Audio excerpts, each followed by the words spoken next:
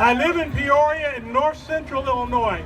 As an African American in Peoria, I can attest that the suffering of my community has been dangerously intensified over the years through extreme ignorance and even willful neglect, to the point that this can no longer be tolerated. Yeah! It is willful neglect that has permitted the E.D. Edwards power plant on our south side to expose 20,000 of our most vulnerable children living in poverty to toxic air, which has caused nearly 6,000 cases of pediatric asthma, according to our most recent health statistics. That ain't right! You better believe it.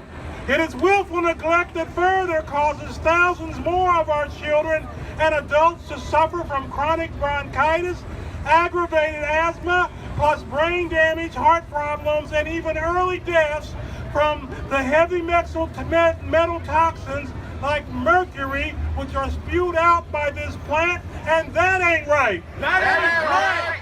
It is years of willful neglect that caused Bradley University representatives to confirm that greater Peoria area African Americans have remained only 3% of our area's trade union labor force for decades, while we are now nearly 40% of our city's population, and that ain't right. That ain't right.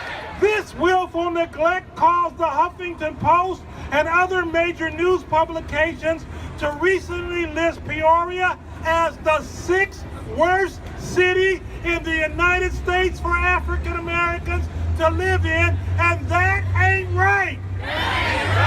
As African Americans are now rising up all across this country of ours to declare that enough is enough, I too am here to say to you that we have suffered long enough.